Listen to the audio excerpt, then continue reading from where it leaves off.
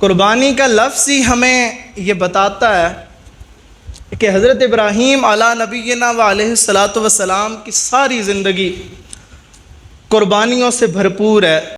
حضرت ابراہیم نے اپنی ساری زندگی اس طرح گزاری کہ ساری زندگی میں حضرت ابراہیم پر آزمائشیں آتی رہیں، مشکلات آتی رہیں اور تکلیفیں آتی رہیں، پریشانیاں آتی رہیں۔ ان تکالیف پر، ان مصیبتوں پر، ان پریشانیوں پر حضرت ابراہیم علیٰ نبینا و علیہ الصلاۃ والسلام نے صبر کا وہ عظیم مظاہرہ کیا کہ جس صبر کے عظیم مظاہرے پر اللہ تعالیٰ نے حضرت ابراہیم کے دور سے لے کر قیامت تک کے آنے والے سارے مسلمانوں کے لیے قربانی کو لازم قرار دے دیا۔ بڑے کٹھن حالات میں، بڑے مشکل حالات میں حضرت ابراہیم علیہ نبینا علیہ الصلاۃ والسلام نے زندگی گزاری، بڑی آزمائشوں میں زندگی گزاری، اور ان آزمائشوں کا آغاز بچپن سے ہی ہو گیا تھا۔ حضرت ابراہیم کی عمر ابھی 12 سے 14 سال تھی کہ حضرت ابراہیم علیہ نبینا علیہ الصلاۃ والسلام نے اپنے گھر میں توحید کا علم بلند کیا، اپنے گھر میں توحید کی دعوت دی۔ اور حضرت ابراہیم کا گھر وہ تھا کہ جس گھر کے اندر صرف بتوں کی پوجا نہیں ہوتی تھی، بلکہ قرآن کہتا ہے اس گھر کے اندر بت بنتے بھی تھے، اور آپ کا چچا آزر بتوں کا ڈسٹریبیوٹر بھی تھا۔ سارے شہر میں بت ان کے گھر سے جاتے تھے، یعنی یہ بت بنا کے انہیں بیچتے بھی تھے دوسرے لوگوں پہ۔ تو جب حضرت ابراہیم نے اپنے گھر میں توحید کا علم بلند کیا تو ابھی 12 سے 14 سال عمر ہے، حضرت ابراہیم کو گھر سے نکال دیا جاتا ہے۔ اب حضرت ابراہیم گھر سے نکلے اور پھر حضرت ابراہیم کے ذمے یہ ڈیوٹی لگتی ہے کہ اب حضرت ابراہیم نے پورے شہر میں دعوت توحید پہنچانی ہے، توحید کا علم پورے شہر میں بلند کرنا ہے اور سارے لوگوں تک اللہ کا پیغام پہنچانا ہے۔ اب ذرا مجھے بتائیں کہ کتنا مشکل ہوتا ہے کہ ایک جوان جو کہ ابھی 12-14 سال کی عمر میں بچہ ہے، اسے گھر سے نکال دیا جاتا ہے، اور جس بات کی وجہ سے گھر سے نکال دیا جاتا ہے اسی بات کی تبلیغ اس نے باہر جا کے لوگوں میں کرنی ہے۔ اب لوگ تو کہیں گے کہ اس کی اپنے گھر میں کوئی نہیں سنتا تو ہم کیسے سنیں، اس کی بات تو اپنے گھر میں کسی نے نہیں مانی تو ہم کیسے اس کی بات مانیں، ہم کیسے اس کی بات سنیں۔ تو اب کتنا مشکل ہے حضرت ابراہیم کے لیے، لیکن حضرت ابراہیم نے پھر پورے شہر میں دعوت توحید دی اور ہر قریہ پہنچے، اور پھر اس کا آغاز اپنے شہر سے کیا۔ اور وہ واقعہ تو آپ نے سنا ہوگا کہ حضرت ابراہیم کا جو طریقہ تھا وہ بڑا دلچسپ تھا، توحید کے معاملے میں، توحید کی دعوت دینے کے معاملے میں بڑا دلچسپ طریقہ تھا۔ اور وہ طریقہ کیا تھا؟ آپ نے وہ واقعہ عمومی طور پہ سنا ہوگا کہ ساری قوم میلہ دیکھنے گئی تھی اور حضرت ابراہیم نے پیچھے سے اپنے شہر کے بت خانے میں آئے، کلاڑی اٹھائی اور سارے بتوں کے سر اتار دیے۔ جب قوم میلہ دیکھ کے واپس آئی تو حضرت ابراہیم نے وہ جو کلاڑی تھی وہ سب سے جو بڑا بت تھا اس کے کندھے پہ لٹکا دی۔ قوم جب واپس آئی، قوم نے دیکھا کہ ہمارے سارے بتوں کے سر قلم ہیں۔ قوم بڑی چیں بجبی ہوئی، بڑی پریشان ہوئی، شدید غصے میں کہنے لگی کہ یہ کس کا کام ہے، کس نے ہمارے خداؤں کا یہ حشر نشر کیا ہے؟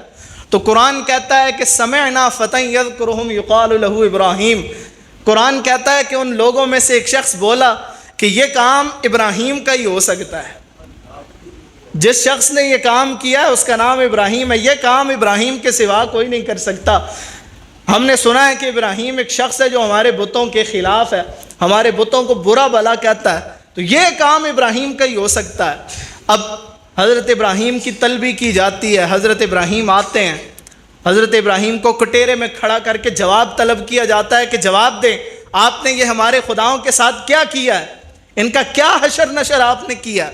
تو حضرت ابراہیم علیہ نبینا علیہ الصلاۃ والسلام ان سے کہتے ہیں کہ یہ تو تمہارے خدا ہیں نا، تمہارے الہ ہیں، خدا ہیں، تو انہی سے پوچھو ان کے ساتھ کیا ہوا ہے، مجھ سے کیا پوچھتے ہو؟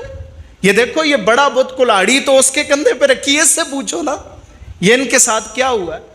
تو وہ بڑی معصومیت سے آپ کی قوم بولی کہ یہ ہمارے خدا بول نہیں سکتے. تو حضرت ابراہیم نے کہا کہ جو اپنے حق میں نہیں بول سکتے وہ تمہارے حق میں کیا بولیں گے؟ یہ جن کی تم عبادت کرتے ہو جب وہ خود کو نہیں بچا سکتے، اپنے حق میں نہیں بول سکتے، تو یہ تمہارے حق میں کیا بولیں گے؟ اور یہ تمہاری داد رسی کیا کریں گے؟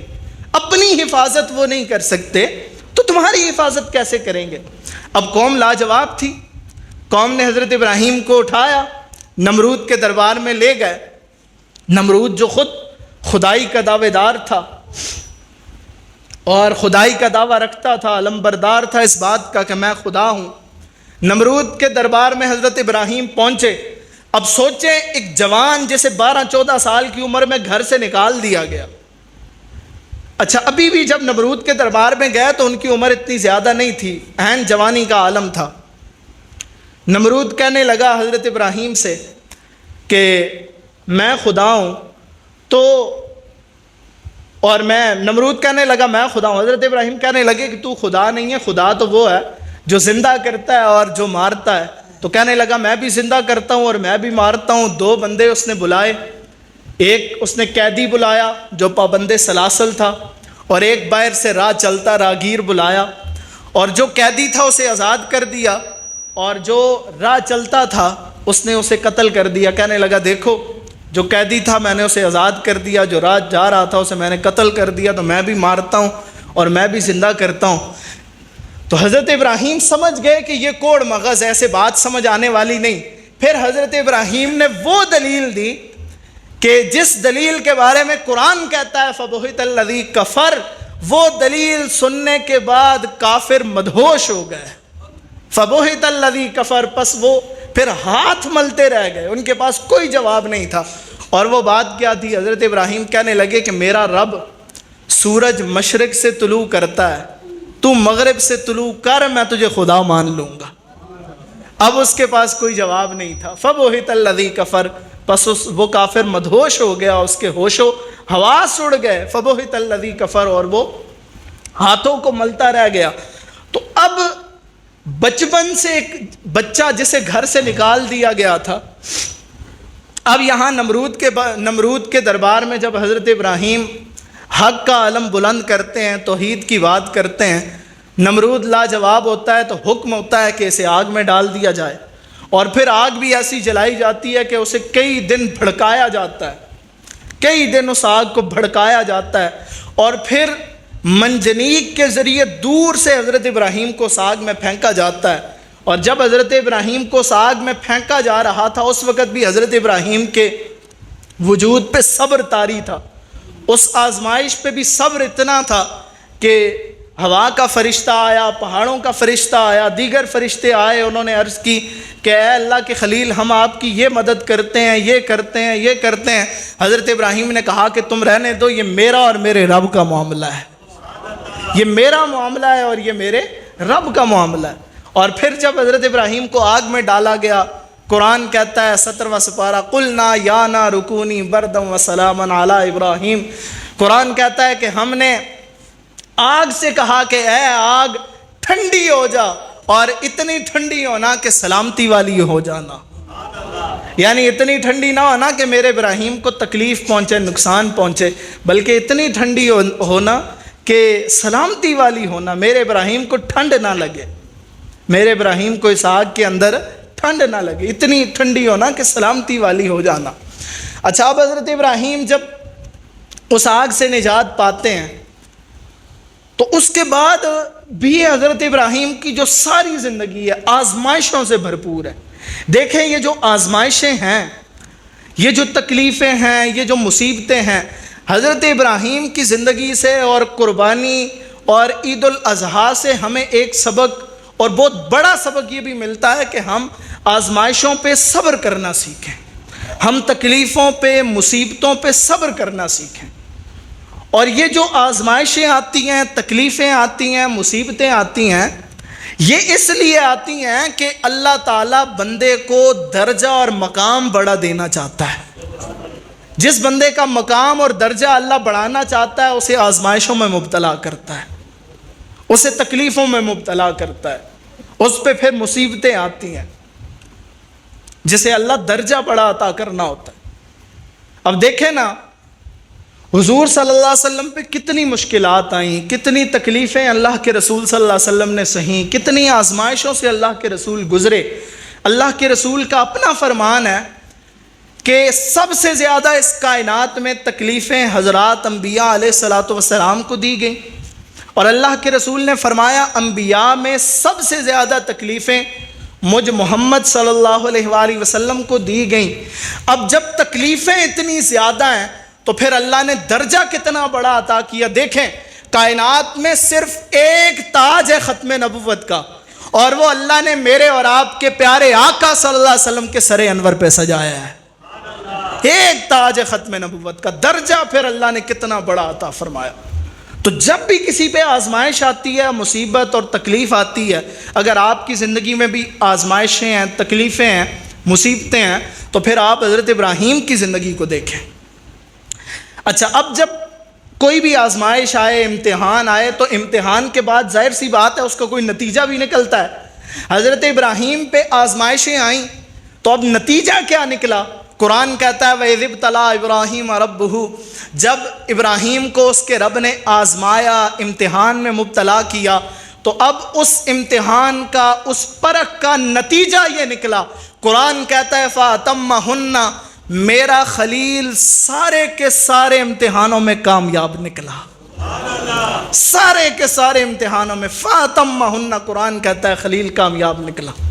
اچھا، جب بندہ ان آزمائشوں پہ صبر کرتا ہے، ان تکلیفوں کو سہتا ہے، ان تکلیفوں کو جب بندہ سہتا ہے، ان مصیبتوں پہ جب بندہ صبر کرتا ہے، پھر اللہ تعالیٰ بندے کو درجہ بھی بڑا عطا کرتا ہے۔ حضرت ابراہیم کو اللہ نے جو درجہ عطا فرمایا، جو مقام عطا فرمایا، جو شان، جو مقام اللہ نے حضرت ابراہیم کو عطا فرمایا کہ قیامت تک آنے والے جتنے مسلمان ہیں وہ جب بھی نماز پڑھیں گے، نماز میں وہ اپنے نبی کے ساتھ حضرت ابراہیم علیہ نبینا علیہ الصلوۃ والسلام پہ درود پڑھیں گے تو ان کی نماز مکمل ہوگی۔ یہ ان آزمائشوں پر صبر کا نتیجہ تھا جو اللہ نے اپنے خلیل کو عطا فرمایا۔ اور حضرت ابراہیم کا جو مقام اور جو درجہ ہے، آپ دیکھیں ہمارے دین میں حضرت ابراہیم کو بڑا مقام حاصل ہے۔ قرآن پاک کی 24 سورتوں میں حضرت ابراہیم کا ذکر ہے۔ سورہ بقرہ سے حضرت ابراہیم کے ذکر کا آغاز ہوتا ہے، اور سورہ اعلیٰ 30ویں سپارے میں جا کے ختم ہوتا ہے۔ اور پھر اسی طرح حضرت ابراہیم کو اللہ نے یہ اعزاز عطا فرمایا کہ اس وقت پوری دنیا میں جو سب سے زیادہ نام رکھا جاتا ہے نا، وہ محمد رکھا جاتا ہے۔ سب سے زیادہ اس وقت پوری دنیا میں جو لوگوں کے نام ہیں نا، وہ محمد ہیں۔ محمد جمیل، محمد فلاں، محمد فلاں۔ اور محمد کے بعد جو سب سے زیادہ پوری دنیا میں نام رکھا جاتا ہے وہ ابراہیم نام ہے۔ سب سے زیادہ جو نام رکھا جاتا ہے، یہ حضرت ابراہیم کی شان ہے جو اللہ نے حضرت ابراہیم کو عطا فرمائی۔ اور پھر حضرت ابراہیم کو اللہ تعالیٰ نے جو شان عطا فرمائی کہ 250 ممالک ہیں اور 6 بر اعظم ہیں۔ 6 بر اعظموں میں ایک عمل حضرت ابراہیم کی سنت قربانی، وہ 10، 11 اور 12 ذی الحج کو ادا کی جاتی ہے۔ اور پوری دنیا میں یہ جو قربانی کا عمل ہے یہ ادا کیا جاتا ہے، اور یہ حضرت ابراہیم کی سنت پر ادا کیا جاتا ہے۔ اور حضرت ابراہیم وہ واحد نبی ہیں کہ جن کے شعائر اس کثرت کے ساتھ آج تک زندہ ہیں۔ آپ جب حج کے لیے یا عمرے کے لیے جاتے ہیں، بیت اللہ کیا ہے؟ حضرت ابراہیم کا تعمیر کردہ ہے۔ منا، مزدلفہ، میدان عرفات، صفا، مروہ، غلاف کعبہ، مقام ابراہیم، یہ سارے کس کی یاد دلاتے ہیں؟ حضرت ابراہیم کے۔ تو یہ شانیں اللہ نے حضرت ابراہیم کو کیوں عطا فرمائیں؟ اس لیے کہ حضرت ابراہیم نے اللہ رب العزت کی طرف سے آنے والی ان آزمائشوں پہ صبر کیا تھا، ان تکلیفوں کو، ان مصیبتوں کو سہا تھا، اور ان پہ صبر کر کے زمانے والوں کو دکھایا تھا کہ آزمائشوں پہ ایسے صبر کیا جاتا ہے۔ اور جب حضرت ابراہیم نے صبر کیا، پھر اللہ نے جو شان حضرت ابراہیم کو عطا فرمائی، نرالی شان۔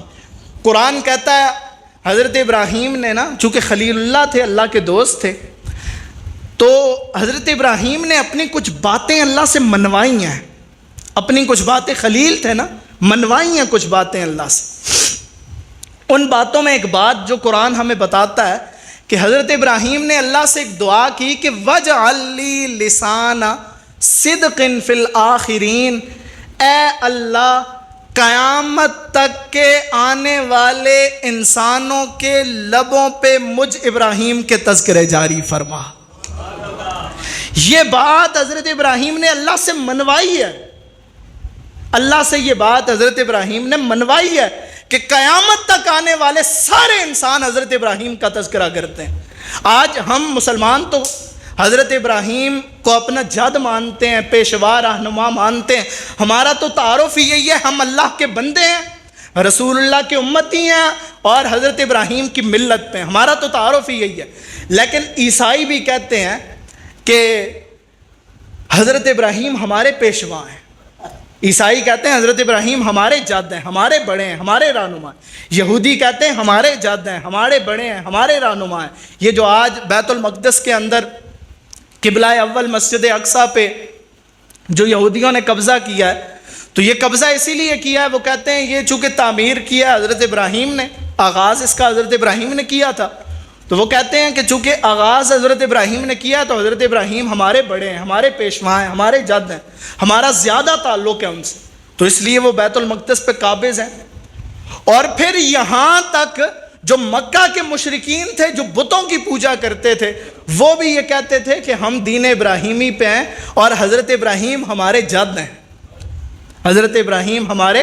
دیکھیں نا اللہ تعالیٰ نے پھر دوستی نبھائی ہے اپنے خلیل سے، اور ایسی نبھائی ہے کہ رب نے فرمایا ہے میرے خلیل جو مجھے نہیں مانتا میں اس کے لبوں پہ بھی تیرے تذکرے جاری فرماؤں گا، میں اس کے لبوں پہ بھی تیرے تذکرے جاری۔ وَاجْعَلْ لِي لِسَانَ صِدْقٍ فِي الْآخِرِينَ، حضرت ابراہیم کی دعا تھی یا اللہ قیامت تک آنے والے انسانوں کے لبوں پہ میرے تذکرے جاری فرما، اور پھر اللہ نے جاری فرمائے۔ اور آج دیکھیں ہم مسلمانوں کی نماز اس وقت تک مکمل نہیں ہوتی جب تک ہم حضرت ابراہیم پہ درود نہ پڑھ لیں، اور یہ اسی بات کا کہ قرآن پاک کے اندر جو اللہ رب العزت نے فرمایا نا قَالَ إِنِّي جَاعِلُكَ لِلنَّاسِ إِمَامًا، کہ ابراہیم ہم تجھے امام بنائیں گے، یہ اسی امامت کا تقاضا ہے کہ اللہ تعالیٰ نے ہماری نماز کے اندر رسول اللہ صلی اللہ علیہ وسلم کے ساتھ حضرت ابراہیم پہ بھی درود کو لازم قرار دیا ہے۔ تو جہاں سے میں نے بات کا آغاز کیا کہ قربانی ہے کیا، تو رسول اللہ صلی اللہ علیہ وسلم نے فرمایا سنت ابیکم ابراہیم، قربانی تمہارے باپ ابراہیم کی سنت ہے۔ یہ تو چلیں ہمیں بات سمجھ آ گئی۔ اب جو 5-7 منٹ رہتے ہیں، ان 5-7 منٹوں میں قربانی کے چند ان مسائل کا میں تذکرہ کروں گا جو بڑے ضروری بھی ہیں، توجہ طلب بھی ہیں، جو اکثر پوچھے بھی جاتے ہیں۔ سب سے پہلے میں بڑے شارٹ انداز میں تذکرہ کروں گا۔ سب سے پہلے تو قربانی کس شخص پہ واجب ہے؟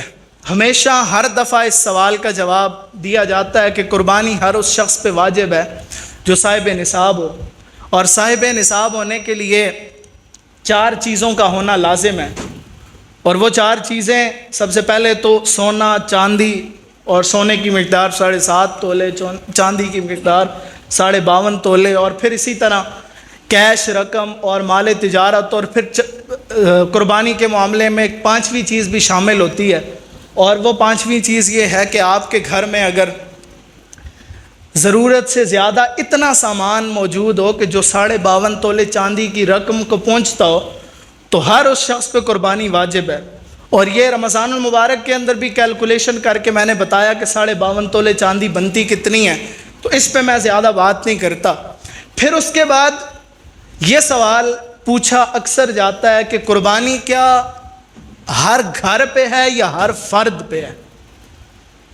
کیا صرف ایک گھر کی طرف سے ایک قربانی کافی ہے یا ہر فرد پہ قربانی کرنا لازم ہے؟ تو یاد رکھیں، جس طرح ایک گھر کے اندر اگر 5 فرد ہیں، 5 افراد ہیں، تو سب پہ نماز الگ الگ پہ فرض ہے، حج الگ الگ پہ فرض ہے، اسی طرح قربانی بھی الگ الگ پہ فرض ہے، الگ الگ پہ واجب ہے۔ بالکل منوان اسی طرح آپ بات سمجھیں کہ قربانی بھی الگ الگ پہ واجب ہے۔ ہاں بعض گھروں میں ایسا ہوتا ہے کہ اولاد اپنی ساری جمع پونجی اپنے والدین کے ہاتھ میں رکھتے ہیں، اور والدین ہی پھر سارے گھر کے اخراجات معاملات دیکھتے ہیں، اور اولاد کے پاس اتنی رقم نہیں ہوتی کہ وہ صاحب نصاب کو پہنچے، تو پھر یہ ہے کہ اس گھر کے لیے ایک قربانی بھی صرف والد کرے گا، تو چونکہ باقی تو صاحب نصاب ہی نہیں ہے تو پھر تقریباً سب کی طرف سے ادا ہو جائے گی۔ لیکن اگر ایک گھر میں 5 افراد ہیں اور پانچوں کے پانچوں صاحب نصاب ہیں تو ہر ایک پہ الگ الگ قربانی واجب ہے۔ پھر اس کے بعد یہ سوال پوچھا جاتا ہے، اور یہ تو عمومی طور پہ سبھی جانتے ہیں کہ کن کن جانوروں کی قربانی ہو سکتی ہے۔ تو مجھے 2 دن قبل ہی ایک صاحب نے میسج کر کے کہا کہ میں فیس بک پہ ویڈیو دیکھ رہا تھا، ایک عالم دین منڈی کے اندر کھڑے ہیں، ان کے ہاتھ میں جو ہے وہ مائک پکڑا ہے، اور وہ چیخ چیخ کے یہ بات کہہ رہے ہیں جی کٹے اور کٹی کی قربانی بھینسے اور بھینس کی قربانی نہیں ہوتی۔ تو وہ کہنے لگے کہ آپ مجھے بتائیں قرآن پاک سے دلیل دیں کہ کیا بھینس اور بھینسے کی قربانی ہو سکتی ہے۔ تو خیر انہیں تو میں نے مطمئن کر دیا تھا، اور وہ یہیں کے ہیں، انہیں تو خیر میں نے مطمئن کر دیا تھا کہ وہ مولوی صاحب فقط اپنی پبلسٹی کے لیے، وائرل ہونے کے لیے یہ بات کہہ رہے ہیں۔ قرآن اور پھر ہمیں جو ہے وہ صحابہ کے اقوال اور پھر ائمہ کے اقوال یہ بتاتے ہیں کہ بھینسے اور بھینس کی قربانی جائز ہے۔ اس سے قبل یہ بات عرض کر لینے سے قبل ایک بات سمجھنا بڑا ضروری ہے کہ آپ سوشل میڈیا ہو، کوئی بھی سائٹس ہو، مطلب فیس بک ہو، ٹویٹر ہو، یوٹیوب ہو، آپ ضرور وہاں دین سنیں، وہاں ضرور دین سیکھیں، لیکن وہاں جو آپ سنتے ہیں اس بات کو حرف آخر نہ سمجھا کریں۔ عمومی طور پہ ایسا ہوتا ہے کہ وہاں بات کرنے والا وائرل ہونے کے لیے انہونی بات کرتا ہے، نئی بات کرتا ہے۔ سوشل میڈیا پہ وہ شخص وائرل ہوتا ہے جو نئی بات کرتا ہے۔ ہمارے ہاں دیکھیں نا، ایک جہلم کا ایک شخص ہے، انجینئر محمد علی مرزا جہلمی، عمومی طور پہ اب تو سارے لوگ اس سے واقف ہیں۔ وہ انہونی بات کرتا ہے، نئی بات کرتا ہے۔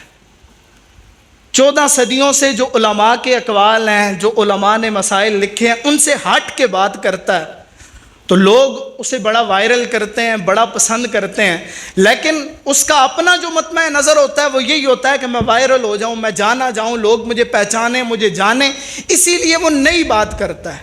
اچھا، پھر اس سے فرق کیا پڑا کہ ہمارا وہ جوان جسے وضو کے فرض صحیح طریقے سے نہیں آتے، جسے نماز کا مکمل طریقہ نہیں آتا، وہ شخص بھی اب اس جہلمی نے اتنا لوگوں کے ذہن میں تشکیک پیدا کی ہے کہ اب ہمارا وہ جوان جسے وضو کرنا ٹھیک سے نہیں آتا، نماز نہیں آتی، وہ بھی امام اعظم امام ابو حنیفہ پہ اعتراض کرتا ہے، امام شافعی پہ اعتراض کرے گا، امام مالک پہ اعتراض کرے گا، وہ امام احمد بن حنبل پہ اعتراض کرے گا۔ مجھے بتائیں، صحابہ کو دین صحیح سمجھ آیا ہے، تابعین کو صحیح سمجھ آیا ہے، صحابہ کے شاگردوں کو صحیح سمجھ آیا ہے، یا آج 15 صدیاں بعد کسی مولوی صاحب کو دین صحیح سمجھ آئے گا؟ تو یقیناً صحابہ کو دین صحیح سمجھ آیا ہے نا۔ جو تشریح انہوں نے کی ہے ہم اسی تشریح کو مانیں گے، اسی تشریح پہ عمل کریں گے۔ تو خیر بات لمبی ہو رہی ہے، تو سوشل میڈیا پہ آپ ضرور دین سنیں، لیکن اس بات کو حرف آخر نہ سمجھیں۔ اب بھینس اور بھینسے کی قربانی کے حوالے سے وقت بھی نہیں ہے، میں جلدی اگر عرض کروں تو عمومی طور پہ وہ عالم دین، اگر میں بات کھول کے کروں تو وہ اہل حدیث ہیں جو کہتے ہیں جی قربانی بھینس کی اور بھینسے کی قربانی جائز نہیں، اور وہ دلیل یہ دیتے ہیں کہ اللہ کے رسول صلی اللہ علیہ وسلم کے زمانے میں بھینس اور بھینسے کی قربانی نہیں ہوئی۔ اب آپ نے بات سمجھنی ہے، اب وہ بھینس کا دودھ عام حالات میں اور بھینس کا گوشت عام حالات میں کھاتے ہیں، وہ عام حالات میں کٹے کا گوشت بھی کھاتے ہیں، لیکن قربانی کے موقع پہ کہتے ہیں جی قربانی نہیں ہوتی۔ اچھا، جب وہ عام حالات میں بھینس کا گوشت اور دودھ اور کٹے کا گوشت کھاتے ہیں تو ان سے پوچھا جاتا ہے یہ حلال کیسے ہے؟ تو وہ کہتے ہیں قرآن میں اللہ نے فرمایا احلت لکم بہیمۃ الانعام، تمہارے لیے حلال ہے بہیمۃ الانعام، یعنی جو جانور بہیمۃ الانعام کے اندر آتے ہیں وہ تمہارے لیے کیا ہے؟ حلال ہے۔ آپ نے اس لفظ بہیمۃ الانعام کو یاد رکھنا ہے۔ کیا لفظ ہے؟ اچھا، بہیمۃ الانعام حلال ہے۔ اب دوسری جگہ 17ویں پارے میں آپ خود جا کے گھر میں، میرے حساب سے تقریباً یہ سورہ حج کی 34ویں آیت ہے، آپ خود جا کے گھر میں اس آیت کا ترجمہ پڑھیے۔ اللہ تعالیٰ اس آیت میں قربانی کا ذکر کر رہے ہیں، اور قربانی کے جانوروں کا ذکر اللہ تعالیٰ کر رہے ہیں اور کہہ رہے ہیں کہ وَلِكُلِّ أُمَّةٍ جَعَلْنَا مَنْسَكًا لِيَذْكُرُوا اسْمَ اللَّهِ عَلَىٰ مَا رَزَقَهُم مِّن بَهِيمَةِ الْأَنْعَامِ۔ اللہ فرما رہے ہیں کہ ہم نے ہر امت کے لیے ایک قربانی مقرر کی ہے اس میں سے جو ہم نے انہیں رزق عطا کیا، اور رزق کون سا ہے؟ من بہیمۃ الانعام، بہیمۃ الانعام میں سے، یعنی ہم نے ہر قوم کے لیے قربانی مقرر کی ہے۔ تو وہاں کیا فرمایا؟ حلال ہے بہیمۃ الانعام، اور یہاں قربانی کے معاملے میں کیا فرمایا؟ بہیمۃ الانعام میں سے ہم نے ہر قوم کے لیے قربانی مقرر کی ہے۔ تو گائے اور بھینس بہیمۃ الانعام کے اندر آتی ہے، اور رسول اللہ صلی اللہ علیہ وسلم کے زمانے میں البتہ یہ گائے بھینس جو ہے وہاں عرب کے معاشرے میں ہوتی ہی نہیں تھی، اس وجہ سے کہ چونکہ اس وقت تو صحرا تھا، اب تو پھر وہاں کنکریٹ پھیل گئی ہے، اب تو پھر درخت وغیرہ اور سبزہ ہو چکا ہے، لیکن اس وقت تو چونکہ صحرا تھا تو چل کے جانا بھی بڑا مشکل تھا ایسی چیزوں کا۔ اب تو گاڑیوں پہ بھی لے کے جا سکتا ہے بندہ وہاں، لیکن اس وقت ایسا کچھ بھی نہیں تھا۔ تو یہ اعتراض کیا جاتا ہے جی گائے اور بھینس کی قربانی جائز نہیں ہے، اور لوگوں کے ذہنوں میں ویسے ہی تشکیک پیدا کی جاتی ہے۔ اور چونکہ وقت اب نہیں ہے، عید کی نماز کا جو وقت ہے وہ گزشتہ برس ہم نے 6:45 پہ عید کی نماز پڑھی تھی، تو اس سال وقت کیا رکھا جائے؟ آپ احباب اگر کچھ کہنا چاہیں۔